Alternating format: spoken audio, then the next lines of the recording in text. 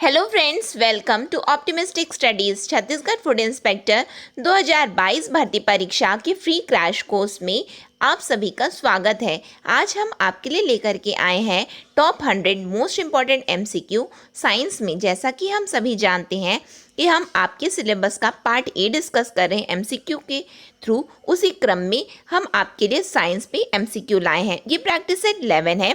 इससे पहले हमने 10 प्रैक्टिस सेट डिस्कस कर लिए हैं। यदि आपने नहीं देखा है तो आप हमारे छत्तीसगढ़ फूड इंस्पेक्टर नाम से प्लेलिस्ट बनी हुई है, उसमें जाकर के देख सकते हैं। यदि आप चैनल पे न्यू हैं तो चैनल को सब्सक्राइब कर लीजिए, साथ में बेल नोटिफिकेशन को ऑन रखिए, जिससे हम जो भी वीडियो डालें तो आप तक पहुंचती रहे। आज ये जो इम्पोर्टेंट एमसीक्यू होने वाले हैं साइंस के, ये आपके सीजीपीएससी में भी बहुत हेल्प करेंगे, जो कि अभी आपका होने वाला है। साथ में फूड इंस्पेक्टर में तो ये पर्टिकुलरली आपका सिलेबस ही है, जिससे डेफिनेटली क्वेश्चन आने वाला है। तो ये बहुत ही इंपॉर्टेंट सेशन होने वाला है। तो सभी क्वेश्चन आप बनाते हुए चलिए, साथ में जल्दी जल्दी करेंगे क्योंकि ज़्यादा क्वेश्चंस डिस्कस करने हैं। तो आप अपने तरीके से पॉज करके आंसर दे सकते हैं, है ना। चलिए आज का सेशन स्टार्ट करते हैं।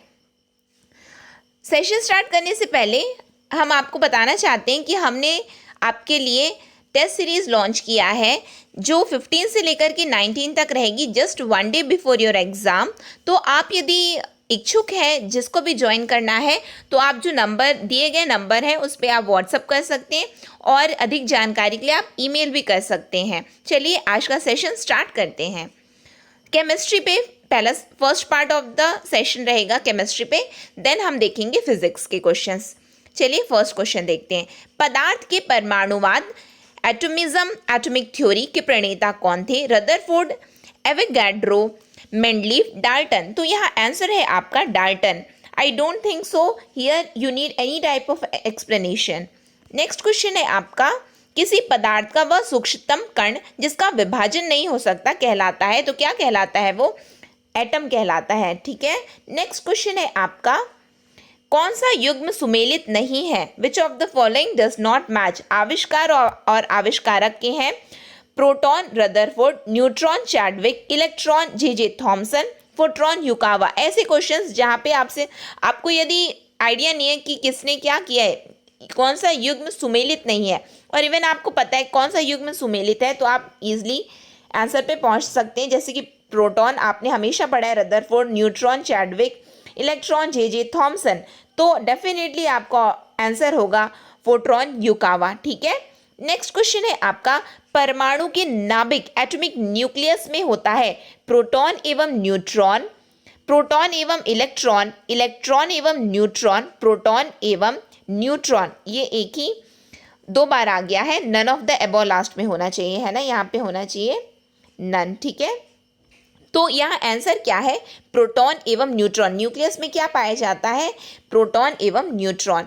नेक्स्ट है आपका, रेडियो सक्रियता इट मीन्स रेडियो एक्टिविटी का पता सर्वप्रथम किसने लगाया? तो किसने लगाया सर्वप्रथम? मैडल क्यूरी ने, आइंस्टीन ने, रदरफोर्ड ने, या हेनरी बेकुरल ने? तो किसने लगाया है? हेनरी बेकुरल ने। ठीक है। नेक्स्ट क्वेश्चन है आपका, कपूर को किस विधि से शुद्ध किया जाता है? सब्लिमेशन, फ्रैक्शनल डिस्टिलेशन, डिस्टिलेशन या क्रिस्टल? तो यहाँ आपका आंसर है, कपूर मतलब होता है कैम्फर। ठीक है, for English medium students camphor. तो उसको किससे शुद्ध किया जाता है? तो यहाँ पे आंसर होगा आपका सब्लिमेशन। नेक्स्ट है आपका, परमाणु के नाभिक में उपस्थित प्रोटॉनों की संख्या को कहा जाता है द्रव्यमान संख्या, द्रव्यमान की कुल संख्या, परमाणु क्रमांक या परमाणु भार? तो क्या कहा जाता है? प्रोटॉन की संख्या को क्या कहा जाता है? परमाणु क्रमांक, एटॉमिक नंबर। ठीक है। नेक्स्ट क्वेश्चन है आपका, एक मोल में कुल परमाणुओं की संख्या कितनी होती है? तो आपके ऑप्शंस हैं, हम डायरेक्टली आंसर पे आते हैं। 6.023 इंटू 10⁻²3 हमेशा आप पढ़े होंगे, है ना।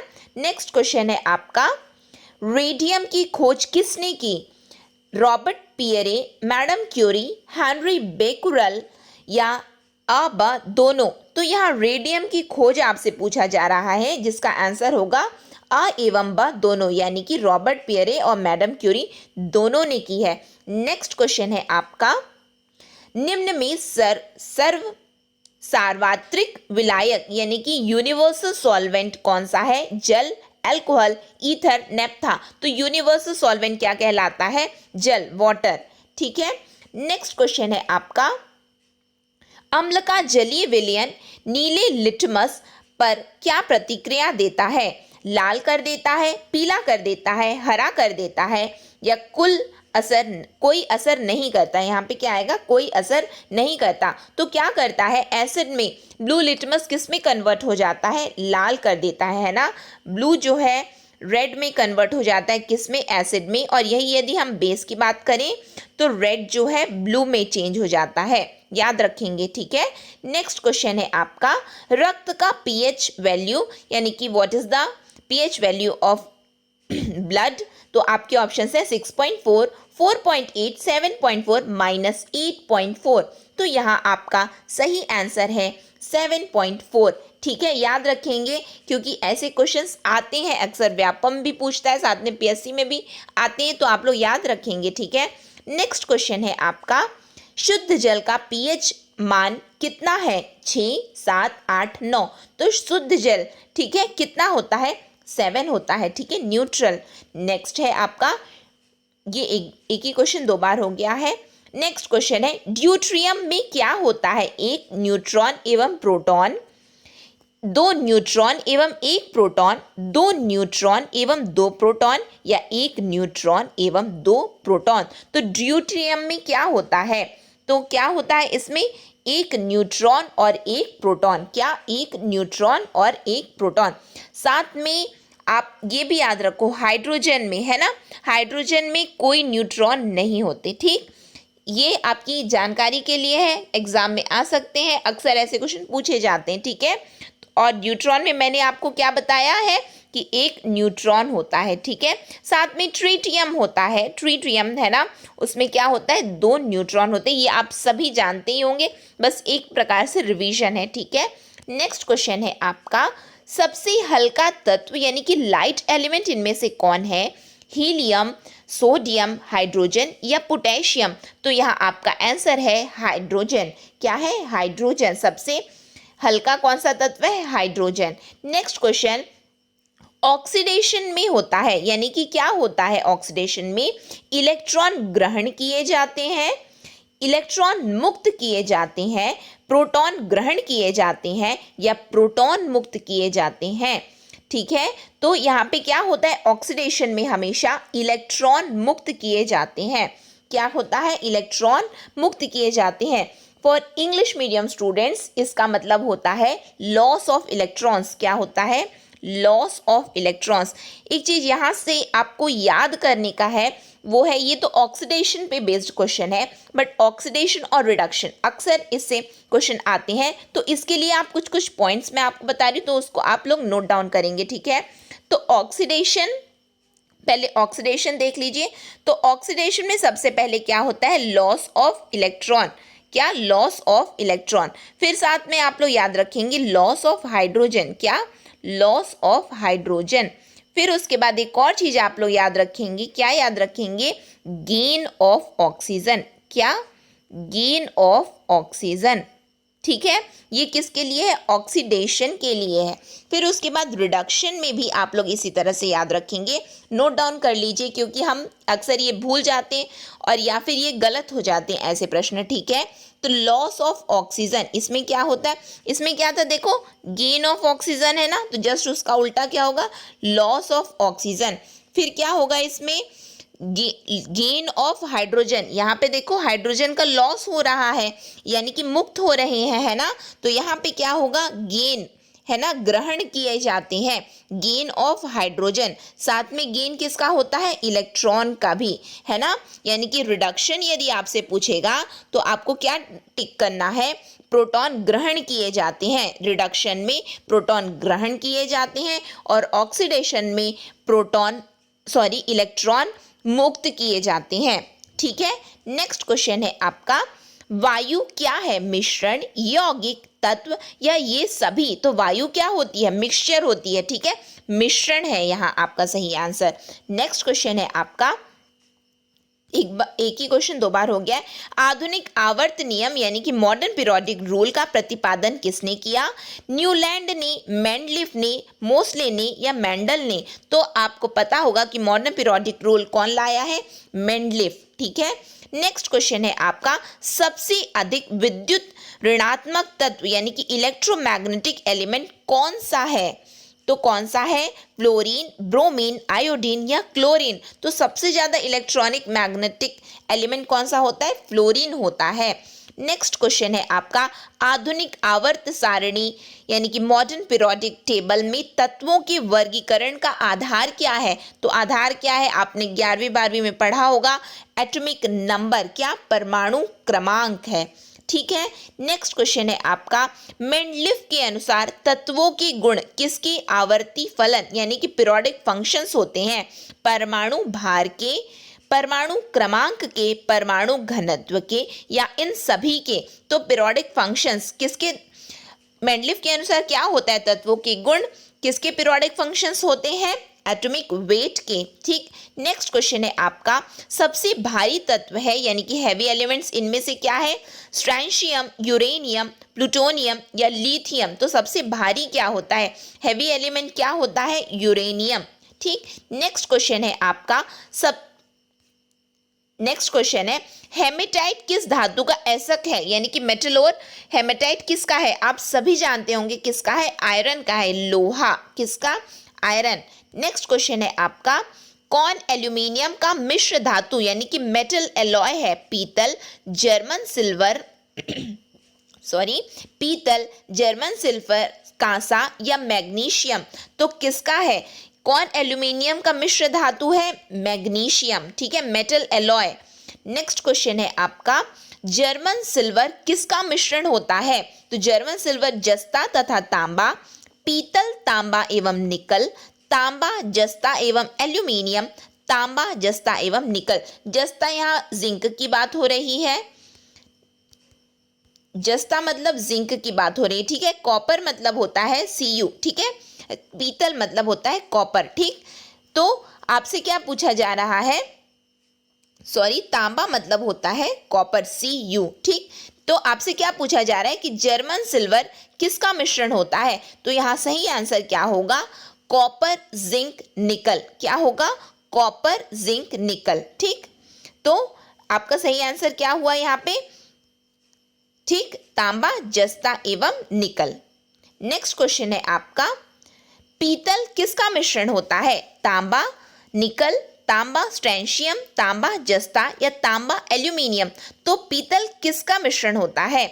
तांबा एवं जिंक का। ठीक है, यानी कि तांबा यानी कि copper plus zinc, Cu plus Zn। क्या? Cu plus Zn, copper plus zinc. किसका? पीतल।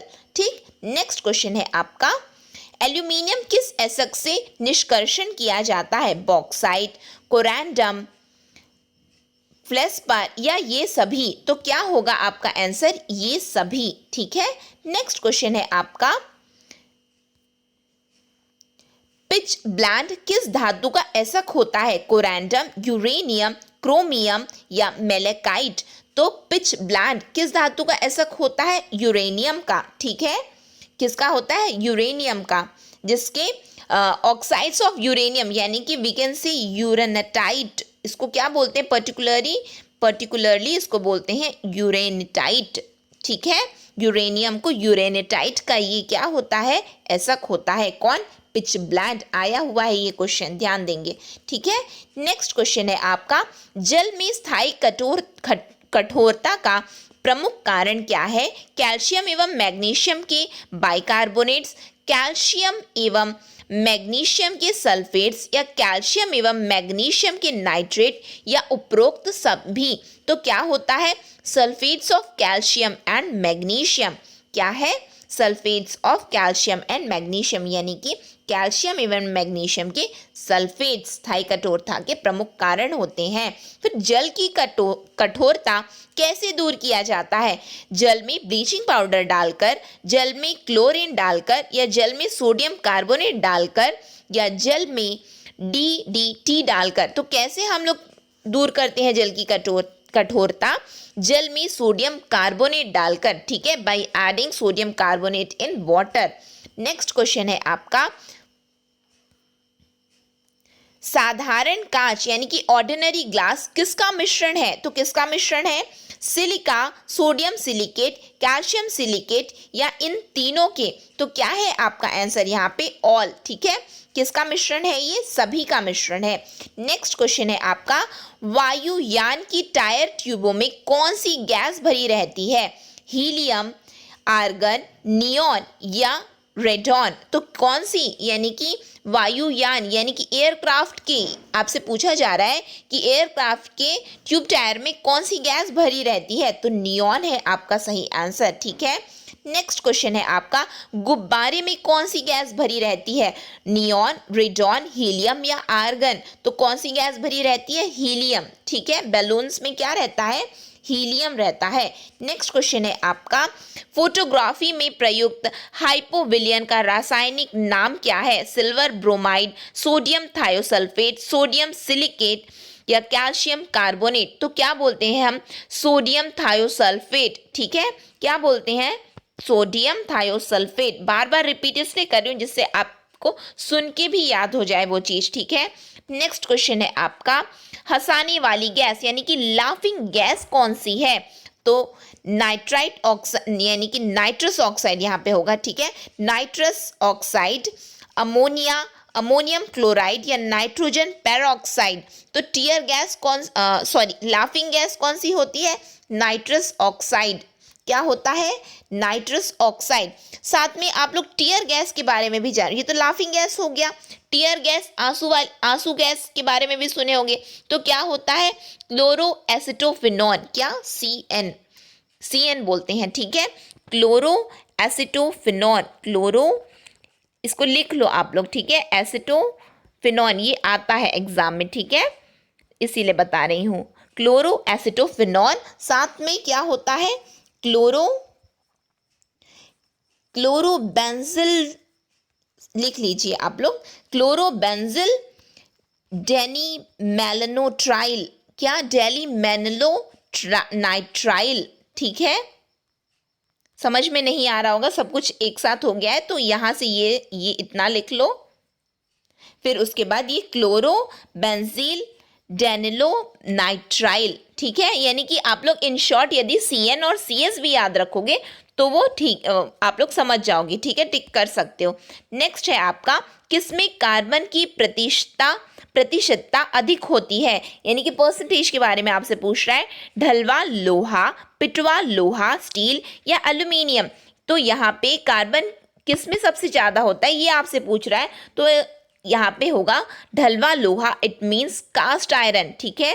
कास्ट आयरन जिसको हम बोलते हैं, ये कास्ट आयरन क्या होता है? जैसे कि जालियां बनी रहती हैं वो कास्ट आयरन होता है।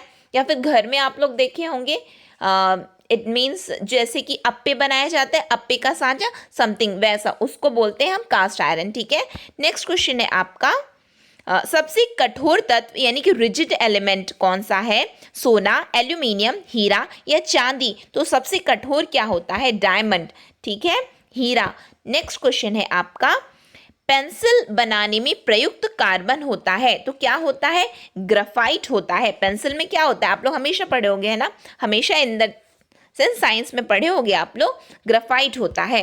नेक्स्ट क्वेश्चन है आपका, एक ही अणुसूत्र यानी कि मॉलिक्यूलर फॉर्मूला वाले विभिन्न यौगिकों को कहा जाता है, तो क्या कहा जाता है? अपरूप यानी कि एलोट्रॉपी, पॉलीमर, आइसोबास या आइसोमेरिज्म? तो सेम मॉलिक्यूलर फॉर्मूला किस में होता है? आइसोमेरिज्म में होता है, ठीक है। किस में होता है? आइसोमेरिज्म, समावयवी, ठीक। नेक्स्ट क्वेश्चन है आपका, हीरा एवं ग्राफाइट होते हैं समावयवी, कार्बन की अपरूप, समस्थानिक या धातु हैं, तो क्या है ये? एलोट्रॉप्स ऑफ कार्बन है। क्या है? एलोट्रॉप्स ऑफ कार्बन, कार्बन के अपरूप हैं ये दोनों। नेक्स्ट क्वेश्चन है आपका, पॉलीथीन किसका बहुलक है? इथिलीन, इथनिलीन, सेल्यूलोज या ग्लूकोज? तो पॉलीथीन किसका बहुलक कहलाता है? किसका है? पॉलीमर किसका है ये? इथिलीन का। किसका? इथिलीन का, ठीक है। फर्स्ट ऑप्शन आपका यहाँ पे सही है। नेक्स्ट क्वेश्चन है आपका, प्राकृतिक रबर, नेचुरल रबर किसका बहुलक है? बहुलक मीन्स होता है पॉलीमर, ठीक है। तो यानी कि ये किसका, नेचुरल रबर किसका पॉलीमर है? न्यूप्रीन, आइसोप्रीन, थाइकाल या नायलॉन? तो किसका होता है ये? आइसोप्रीन का, ठीक है। याद रखना आप लोग, आइसोप्रीन, ठीक। नेक्स्ट क्वेश्चन है आपका, सबसे उत्तम कोटि का कोयला कौन सा होता है? लिग्नाइट, बिटुमिनस, एंथ्रासाइट या पीट? तो सबसे बेस्ट क्वालिटी क्या होता है? एंथ्रासाइट, ठीक। नेक्स्ट क्वेश्चन है आपका, गोबर गैस में कौन सी गैस होती है? Ethane, propane, butane, methane? तो आंसर क्या है यहाँ पे? मीथेन, ठीक। नेक्स्ट क्वेश्चन है, द्रवित पेट्रोलियम गैस यानी कि एलपीजी, लिक्विफाइड पेट्रोलियम गैस किसका मिश्रण होता है? इथेन, ब्यूटेन, प्रोपेन, प्रोपेन एवं आइसोटोन या ब्यूटेन एवं मीथेन या ब्यूटेन एवं इथेन? तो क्या होता है, किसका मिश्रण होता है? क्या पढ़े हो आप लोग? इथेन, ब्यूटेन और प्रोपेन। क्या पढ़े हो? इथेन, ब्यूटेन, प्रोपेन, यानी कि फर्स्ट ऑप्शन आपका यहाँ पे सही है।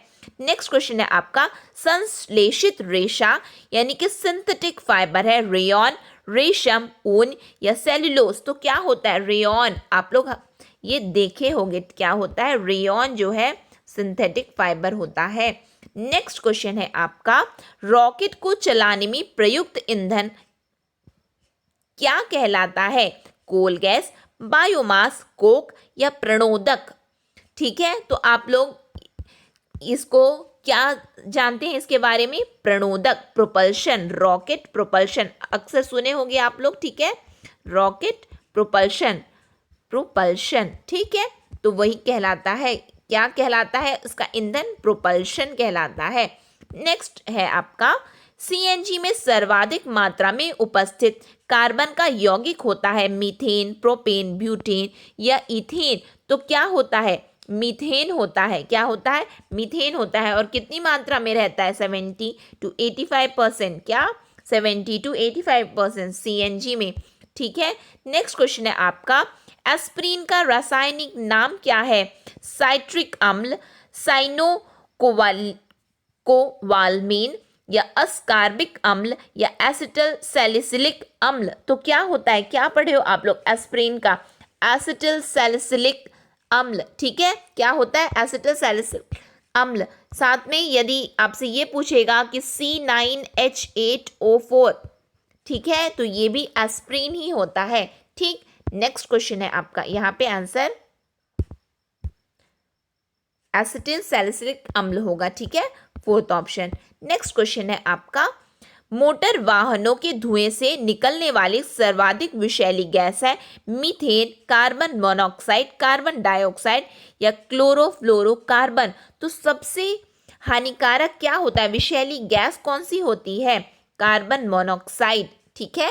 नेक्स्ट क्वेश्चन है आपका, जल का जमकर बर्फ बनना कौन सा परिवर्तन है? भौतिक परिवर्तन, रासायनिक परिवर्तन, तीव्र परिवर्तन या अवांछनीय परिवर्तन? तो क्या होता है?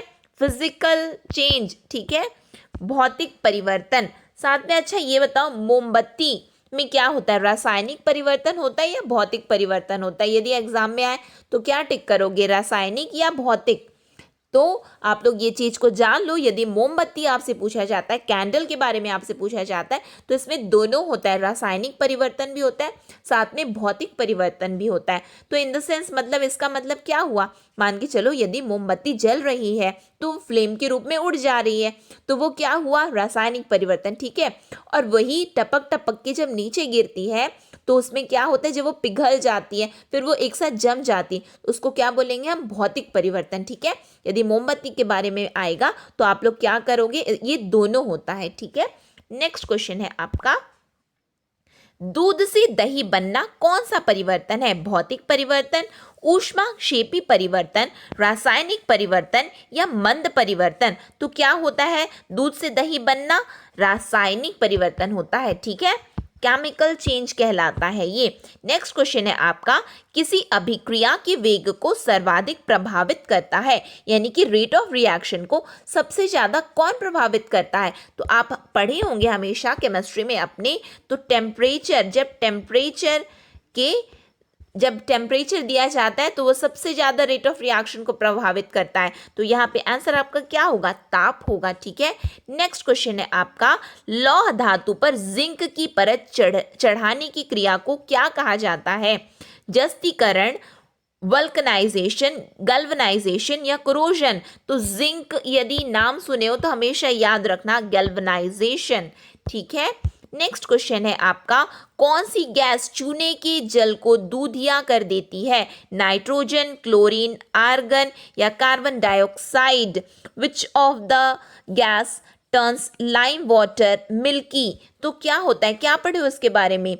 CO2, क्या? CO2, carbon dioxide. When lime water turns milky when CO2 passed on it, है ना, पास्ड इनटू इट। पढ़े हो इसको? Carbon dioxide. फिर आ जाते हैं फिजिक्स में। ठीक है, तो फर्स्ट क्वेश्चन है आपका, परमाणु बल एटॉमिक फोर्स किस सिद्धांत पर आधारित है? रासायनिक अभिक्रिया पर, नाभिकीय संलयन पर, परमाणुओं की आपसी टक्कर पर, नाभिकीय विखंडन पर? तो किस पर? विखंडन मतलब ये पहले जान लो क्या होता है।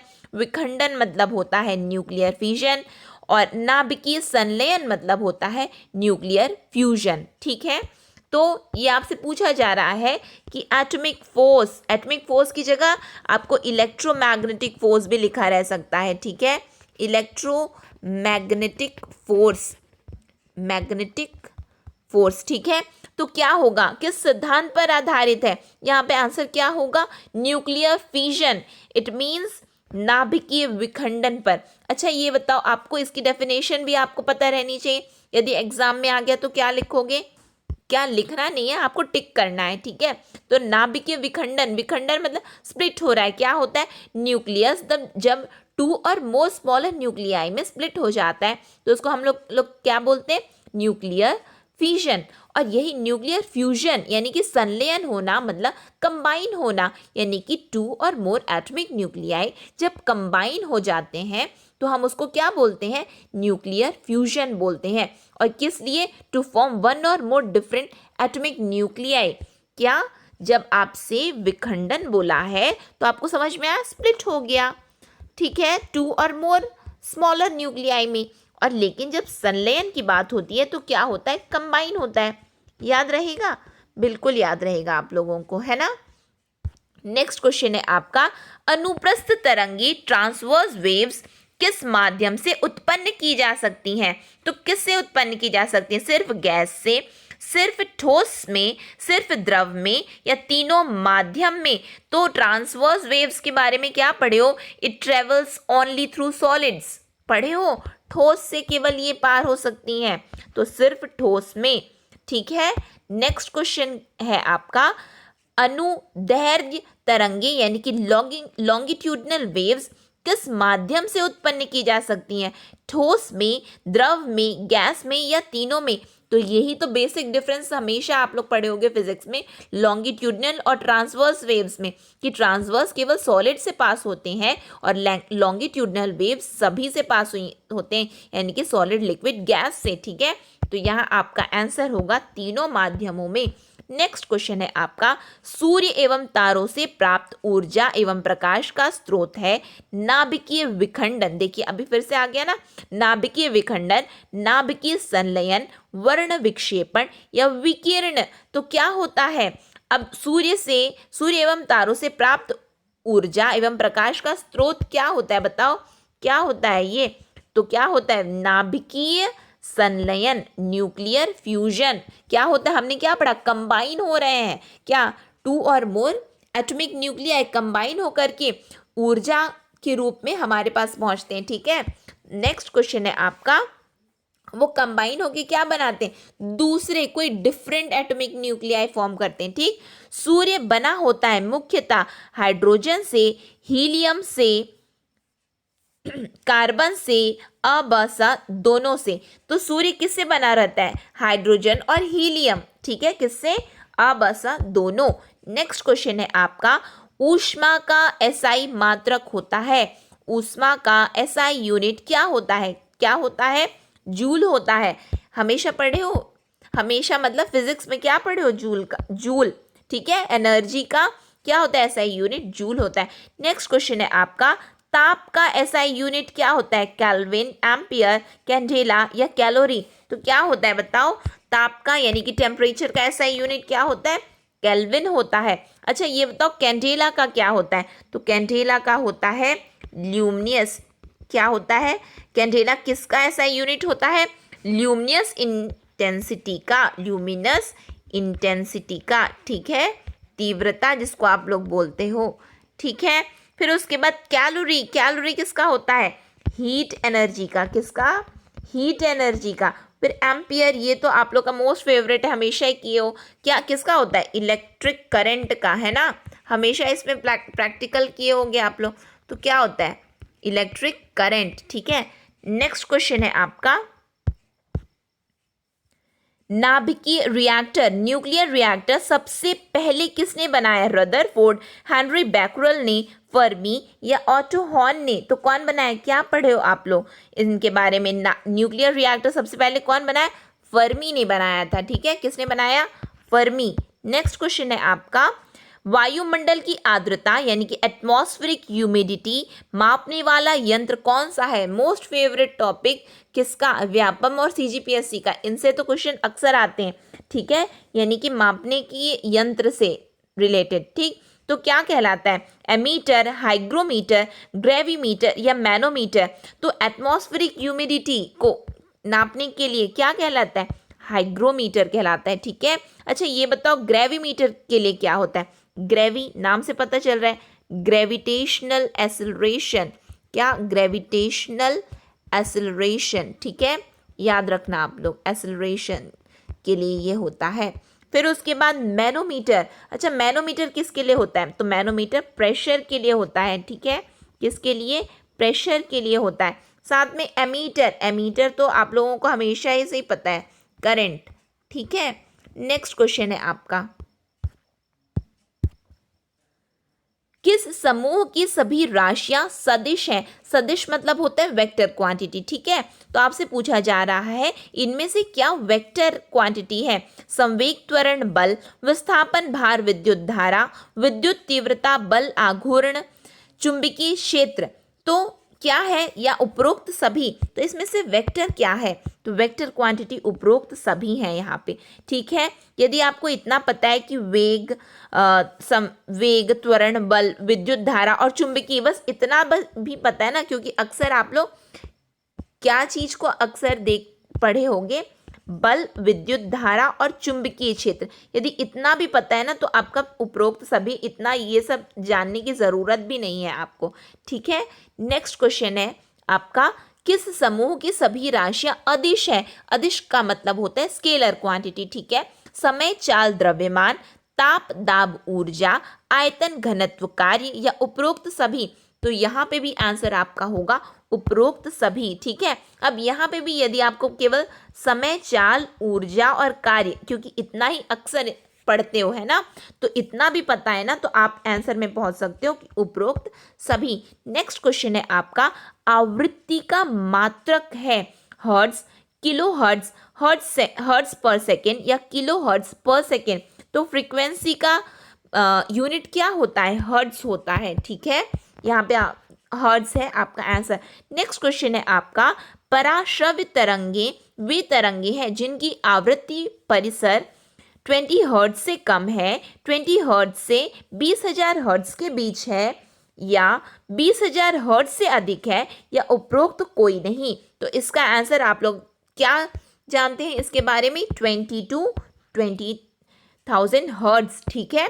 नेक्स्ट है आपका, किस तापमान पर सेंटीग्रेड एवं फ़ारेनहाइट यानी कि फ़ारेनहाइट जिसको हम बोलते हैं, तापमापियों के मान एक समान होते हैं? तो एक समान कहाँ पे हो जाते हैं ये? -40 डिग्री सेल्सियस पे। किसमें? -40 डिग्री सेल्सियस में, यानी कि डिग्री सेल्सियस और फ़ारेनहाइट दोनों ही एक समान कहाँ पे होते हैं? -40 डिग्री सेल्सियस पे, ठीक है। नेक्स्ट क्वेश्चन है आपका, मानव शरीर का ताप होता है 37 degree Celsius, 98.6 degree Fahrenheit, 99.6 degree Fahrenheit या A, B दोनों? तो क्या होगा आपका आंसर यहाँ पे? ए बी दोनों, ठीक है। मानव शरीर का ताप यानी कि यदि डिग्री सेल्सियस में तो 37 है और फ़ारेनहाइट में 98.6 है, ठीक है। नेक्स्ट क्वेश्चन है आप 98 डिग्री, ठीक है, 98.6 डिग्री। नेक्स्ट क्वेश्चन है आपका, किस ताप पर पानी का आयतन न्यूनतम एवं घनत्व अधिकतम होता है? 4 degree Celsius, 5 degree Celsius, 7 degree Celsius या 0 डिग्री सेल्सियस। तो कब होता है आयतन न्यूनतम एवं अधिकतम कब होता है? 4 डिग्री सेल्सियस पर, ठीक है। नेक्स्ट क्वेश्चन है आपका, शुष्क वायु में ध्वनि की चाल है कितनी है? 1,80,000 किलोमीटर पर सेकेंड या 6400 किलोमीटर पर सेकेंड या 332 किलोमीटर पर सेकेंड या 764 मीटर पर सेकेंड। तो आंसर क्या है आपका यहाँ पे? 332 मीटर पर सेकेंड, ठीक है। ड्राई एयर के बारे में आपसे पूछ रहा है, ड्राई एयर, ठीक है, ड्राई एयर के बारे में पूछ रहा है। तो ध्वनि की चाल क्या है? 332 मीटर पर सेकेंड। कहीं कहीं पे यदि आप एनकाउंटर करोगे 344 मीटर पर सेकेंड तो वो भी सही रहेगा, याद रखना, ठीक है, वो भी सही रहेगा। नेक्स्ट क्वेश्चन है आपका, एक प्रकाश वर्ष बराबर होता है 1 light year equals to 9.46 into 10⁻15 metre, 8.46 into 10⁻15 kilometre, 9.46 into 10⁻9 metre या ए बी दोनों। तो क्या है answer? 1 light year equals to A B दोनों, यानी कि मीटर में 9.46 इंटू 10⁻15 और यदि किलोमीटर में बोलें तो 8.46 इंटू 10⁻15 किलोमीटर, ठीक है। नेक्स्ट क्वेश्चन है आपका, शुष्क वायु में ध्वनि की चाल है, इसको जस्ट अभी हमने देखा है। जड़त्व का गुण है प्रत्येक वस्तु में होता है, यानी कि इनर्शिया आपसे पूछ रहा है, प्रत्येक वस्तुओं में होता है या किसी वस्तु में होता है या किसी वस्तु में नहीं होता या केवल गतिशील वस्तु में होता है। तो जड़त्व यानी कि इनर्शिया किस में होता है? प्रत्येक वस्तु में होता है।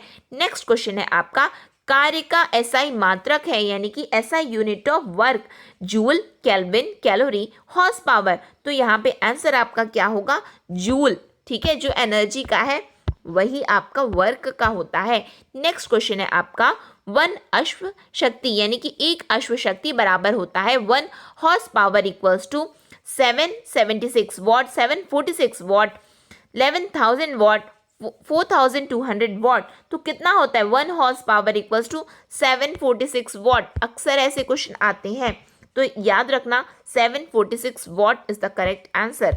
नेक्स्ट क्वेश्चन है आपका, पृथ्वी की सतह से ऊपर जाने पर दाब यानी कि प्रेशर क्या होता है? जब हम यानी कि अबव ग्राउंड लेवल होते हैं तो क्या होता है? घटता है, बढ़ता है, अपरिवर्तित रहता है या उपरोक्त सभी या इनमें से सभी होता है? तो क्या होता है? घटता है, प्रेशर घटता है, टेम्परेचर बढ़ता है, ठीक है। नेक्स्ट क्वेश्चन है आपका, प्रेशर कुकर में खाना जल्दी पकता है क्यों?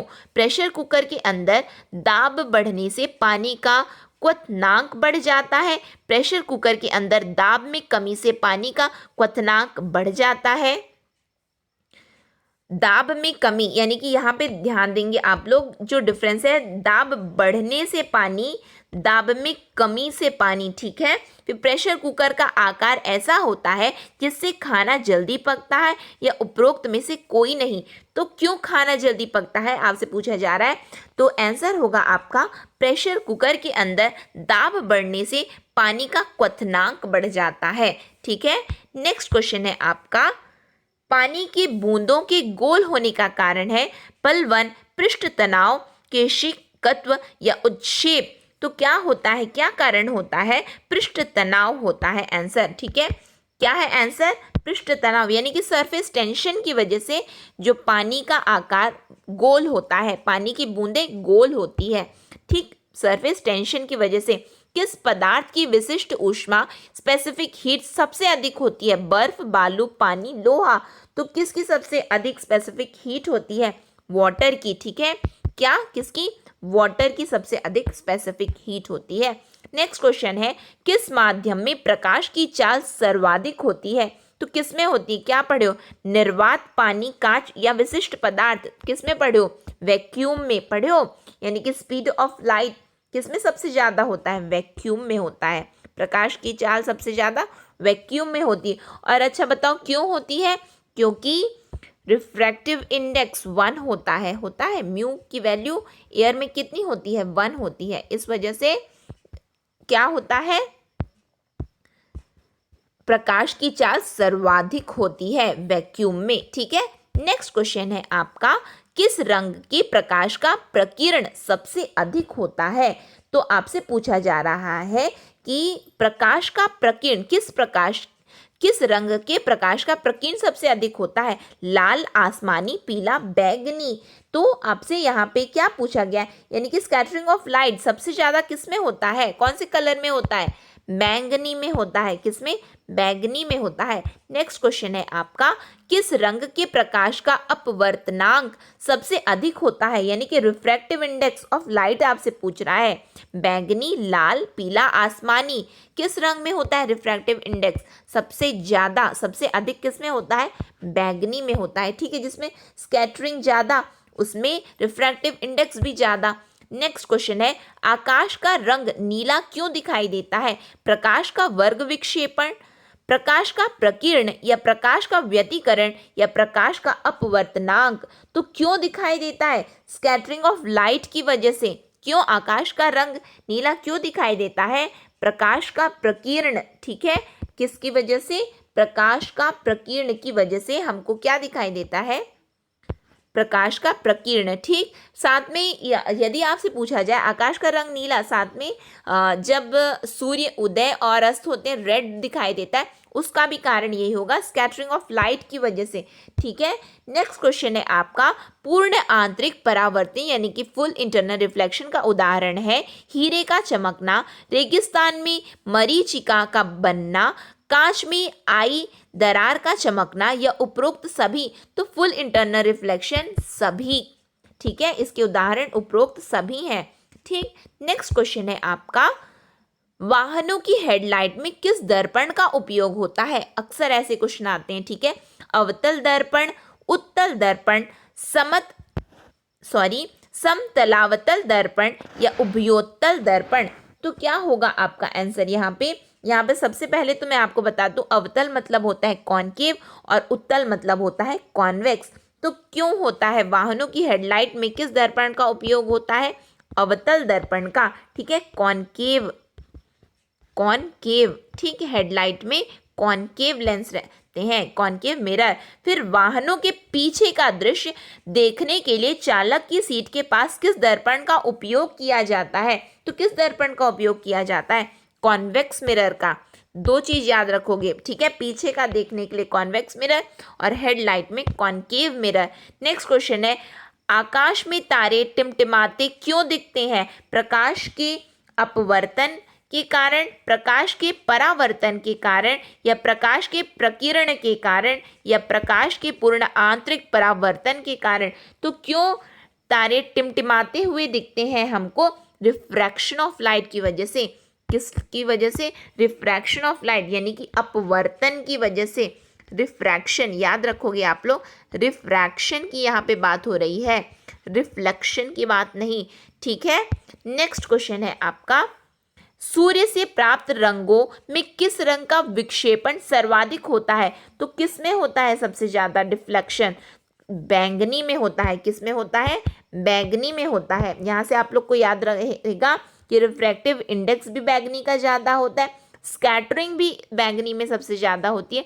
साथ में इसके सूर्य से प्राप्त रंगों में किस रंग का विक्षेपण यानी कि डिफ्लेक्शन भी सबसे ज़्यादा बैंगनी का होता है। अब पूछेगा सबसे कम किस में होता है? तो लाल में होता है। ठीक है, याद रहेगा। तो यहाँ पे हमारा मोस्ट इम्पॉर्टेंट एमसीक्यू साइंस का कंप्लीट हुआ। इसकी पीडीएफ आप हमारे टेलीग्राम चैनल, जिसकी लिंक डिस्क्रिप्शन बॉक्स में है, वहाँ से आप जा कर के डाउनलोड कर सकते हैं। ये वीडियो आपको कैसी लगी? यदि अच्छी लगी हो तो प्लीज़ लाइक कीजिए, शेयर कीजिए, साथ में चैनल को सब्सक्राइब कीजिए और बेल नोटिफिकेशन को ऑन रखिए, जिससे हम जो भी वीडियो डालें तो आप तक पहुँचती रहे। नेक्स्ट सेशन तक के लिए optimistic learning. Thank you for